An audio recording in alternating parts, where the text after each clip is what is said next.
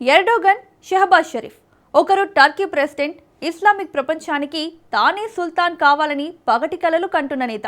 అందుకోసం విలువలు మర్చిపోయి ఉగ్రవాదులతో స్నేహం చేస్తున్న లీడర్. మరొకరు పాక్ ప్రధాని, ఎప్పటికైనా భారత్ అంతు చూడాలని కుట్రలు పన్నుతున్న ఉగ్రవాది. అలాంటి ఇద్దరి మధ్య సమావేశం జరిగితే అది భారత్ లక్ష్యంగా కాకుండా ఎలా ఉంటుంది? ఇటీవల అదే జరిగింది. భారత్ లక్ష్యంగా ఇప్పటి వరకు తెర వెనుక కుట్రలు చేసిన ఇద్దరు నేతలు ఈసారి బహిరంగ ఒప్పందాలతో బరితెగిస్తున్నారు. ద్వైపాక్షిక వాణిజ్యాన్ని ఒకేసారి $5 బిలియన్ పెంచుకోవాలనే నిర్ణయం కూడా అందులో భాగమే. అయితే ఈ కుట్రలను భారత్ ఎప్పుడో పసిగట్టింది. కౌంటర్ యాక్షన్ కూడా ఆచరణలో పెట్టింది. ఇంతకు భారత్ లక్ష్యంగా పాకిస్తాన్, టర్కీ చేస్తున్న కుట్రలేంటి? $1.3 బిలియన్ ఉన్న వాణిజ్య ఒప్పందాన్ని $5 బిలియన్ పెంచే పేరుతో పాకిస్తాన్కు ఆయుధ ఎగుమతులు జరగబోతున్నాయా? అదే నిజమైతే ఆ కుట్రలను తిప్పికొట్టడానికి భారత్ ఏం చేయబోతోంది? Let's watch. Target India next level కు పాకిస్తాన్, టర్కీ దోస్తీ. $5 బిలియన్ వాణిజ్య ఒప్పందం పేరుతో కుట్రలు.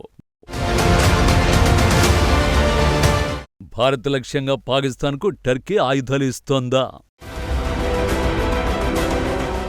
పాకిస్తాన్ ప్రధాని షరీఫ్ టర్కీ పర్యటన కేవలం రొటీన్ దౌత్య పర్యటన కాదు. దీని వెనుక భారత్ను లక్ష్యం చేసుకునే కుట్రలున్నాయి. అందుకు ఆ దేశాల మధ్య జరిగిన ఒప్పందాలే ఓ ఉదాహరణ. ప్రస్తుతం ఇరు దేశాల మధ్య ఉన్న $1.3 బిలియన్ వాణిజ్యాన్ని ఏకంగా $5 బిలియన్ పెంచాలన్న నిర్ణయాన్ని తీసుకున్నారు.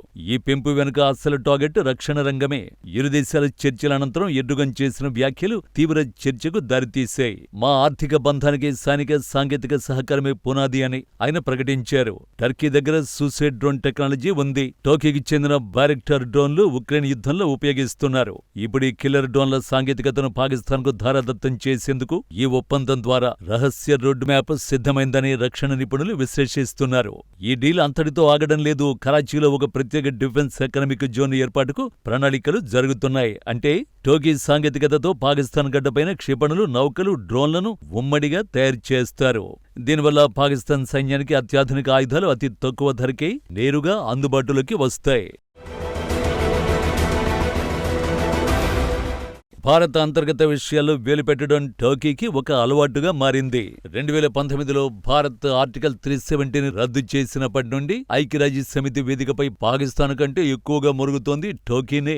ముస్లిం ప్రపంచానికి తానే సరికొత్త ఖలీఫా కావాలనే ఎర్డోగాన్ పిచ్చితో కశ్మీర్ అంశాన్ని అంతర్జాతీయంగా వివాదాస్పదం చేసేందుకు పాకిస్తాన్కు వెన్నుదన్నుగా నిలుస్తున్నాడు. ఆర్గనైజేషన్ ఆఫ్ ఇస్లామిక్ కోఆపరేషన్ వేదికపై సౌదీ అరేబియా, యుఏఈ లాంటి దేశాలు భారత్తో సత్సంబంధాల కోసం కశ్మీర్ విషయంలో మౌనంగా ఉంటుంటే, టర్కీ మాత్రం పాకిస్తాన్తో కలిసి భారత్కు వ్యతిరేకంగా తీర్మానాలు చేయిస్తోంది.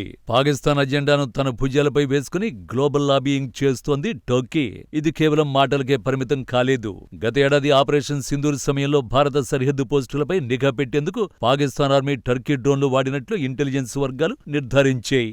పంజాబ్, కశ్మీర్ సరిహద్దులకి డ్రగ్స్, ఆయుధాల సరఫరాకు కూడా టర్కీ డ్రోన్ల సహాయం తీసుకుంటున్నారు అనేది ఓపెన్ సీక్రెట్. కానీ తాజా డీల్ వెనుక కిల్లర్ డ్రోన్ డీలుకు మించిన ఆందోళన కలిగించే అంశం మరొకటి కూడా ఉంది.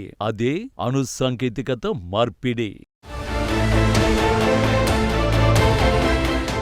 అంతర్జాతీయ రక్షణ నిపుణులను అత్యంత భయపెడుతున్న అంశం అణు సాంకేతికత మార్పిడి. పాకిస్తాన్కి గతంలోనే అణు సాంకేతికతను దొంగతనంగా లిబియా, నార్త్ కొరియాలకు అమ్మి బ్లాక్ మార్కెట్ నడిపిన చరిత్ర ఉంది. ఇప్పుడు టర్కీతోనూ ఆ కుట్రలే చేస్తుందా అనే అనుమానాలు వ్యక్తమవుతున్నాయి. పాకిస్తాన్ వద్ద అణుబాంబులున్నాయి. కానీ వాటిని ఖచ్చితత్వంతో సుదూర ప్రాంతాలకు మోసుకెళ్లే ICBM క్షిపణి సాంకేతికత, స్పేస్ టెక్నాలజీ తక్కువ. అదే సమయంలో టర్కీ వద్ద అత్యాధునిక స్పేస్, రాకెట్ ప్రపల్షన్ టెక్నాలజీ ఉంది. కానీ అణుబాంబు లేదు. ఈ ఇద్దరు గనుక చేతులు కలిపితే పాక్ అణు సాంకేతికతను టర్కీకి, టర్కీ తన రాకెట్ టెక్నాలజీని పాకిస్తాన్కు మార్పిడి చేసుకునే ప్రమాదం ఉంది.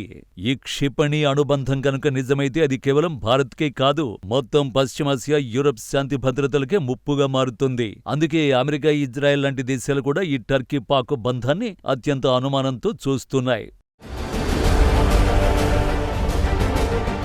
నిజానికి ఈ ఇద్దరి కుట్రలో తెర వెనుక అసలైన సూత్రధారి చైనానే. చైనా పాక్ ఎకనామిక్ కారిడార్ ద్వారా చైనా ఇప్పటికే ఇస్లామాబాద్ను తన గుప్పెట్లోకి తీసుకుంది. ఇప్పుడు ఈ కారిడార్లోకి టర్కీని కూడా ఆహ్వానించారు. చైనా ఆర్థిక బలం, టర్కీ సాంకేతిక బలం, పాకిస్తాన్ సైనిక బలగాలు ఈ మూడు కలిసి భారత్కు వ్యతిరేకంగా ఒక కూటమిగా మారుతున్నాయి. గ్వాదర్ పోర్టు ద్వారా అరేబియన్ సముద్రంలో చైనా పాగా వేసింది. ఇప్పుడు టోకీ నౌకాదళం కూడా పాకిస్తాన్తో కలిసి ఇక్కడ సంయుక్త విన్యాసాలు చేస్తోంది.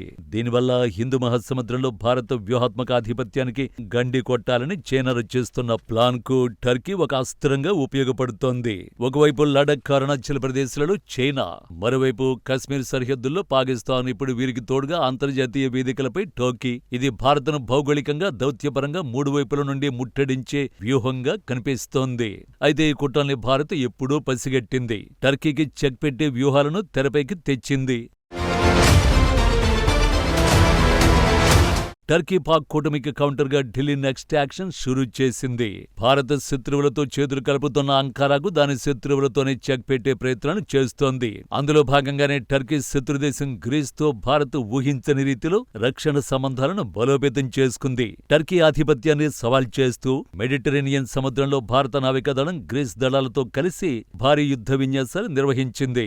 టర్కీ కంటికి నలుసులా మారిన గ్రీస్కు భారత్ రక్షణ కవచంగా మారుతోంది. శత్రువుకు శత్రువు మిత్రుడనే సూత్రంతో టర్కీ సరిహద్దుల్లోనే భారత్ తన జెండాను పాతేసింది. గ్రీస్ మాత్రమే కాదు, టర్కీ ఆక్రమించుకున్న సైప్రస్ తో కూడా భారత్ చేతులు కలిపింది. అంతర్జాతీయ వేదికలపై సైప్రస్ సార్వభౌమాధికారానికి భారత్ పూర్తి మద్దతు ప్రకటించింది. టర్కీ ఎప్పుడైనా కశ్మీర్ ప్రస్తావన తెస్తే భారత్ వెంటనే సైప్రస్ అంశాన్ని లేవనెత్తి టర్కీ నోరు మూయిస్తోంది. ఈ వ్యూహంలో అత్యంత కీలకమైన ఘట్టం ఆర్మేనియా. టర్కీ, పాకిస్తాన్ కలిసి అజర్బైజాన్ కు మద్దతునిస్తూ ఆర్మేనియాపై దాడులు చేయించే. అక్కడ టర్కీ డ్రోన్లు ఆర్మేనియా సైన్యాన్ని తీవ్రంగా దెబ్బతీసే. ఈ తరుణంలో ఆర్మేనియా భారత్ సహాయం కోరింది. భారత్ ఏమాత్రం ఆలస్యం చేయకుండా స్వదేశీ సాంకేతికతతో తయారైన పినాక మల్టీ బ్యారల్ రాకెట్ లాంచర్లు, యాంటీ డ్రోన్ వ్యవస్థలు, అత్యాధునిక రాడాలను $100 మిలియన్ ఒప్పందంతో ఆర్మేనియాకు సరఫరా చేసింది. సీన్ కట్ చేస్తే ఆర్మేనియా సరిహద్దుల్లో భారత ఆయుధాలు గర్జిస్తూ టర్కీ పాక్ కూటమి ఆయుధాలను ముక్కలు ముక్కలు చేస్తున్నాయి. ఇది టర్కీ సైనిక అహంకారానికి భారత్ ఇచ్చిన చెంపదెబ్బ. కేవలం మిలిటరీ పరంగానే కాదు, ఆర్థికంగానూ టర్కీని భారత్ గట్టిగా దెబ్బకొట్టింది. టర్కీ ఆర్థిక వ్యవస్థ ఇప్పటికే ద్రవ్యోల్బణంతో కొట్టుమిట్టాడుతోంది. ఇలాంటి సమయంలో టర్కీ సంస్థలతో ఉన్న సుమారు $2.3 బిలియన్ విలువైన రక్షణ నౌకల నిర్మాణ కాంట్రాక్టుల్ని భారత రక్షణ శాఖ రద్దు చేసుకుంది. భద్రతా కారణాల దృష్ట్యా టర్కీ కంపెనీలను భారత ప్రాజెక్టుల నుండి దూరం పెట్టింది. పాకిస్తాన్తో టర్కీ చేయాలనుకుంటున్న వ్యాపారం కేవలం $5 బిలియన్ కానీ భారత్తో టర్కీకి ఉన్న వ్యాపారం దాదాపు $10 బిలియన్ పైమాటే. పాకిస్తాన్ కోసం భారత్ లాంటి భారీ మార్కెట్ను వదులుకుంటే టర్కీ ఆర్థికంగా పూర్తిగా నాశనమైపోతుందని ఎర్డోగాన్ కు అర్థమయ్యేలా చేసింది న్యూఢిల్లీ.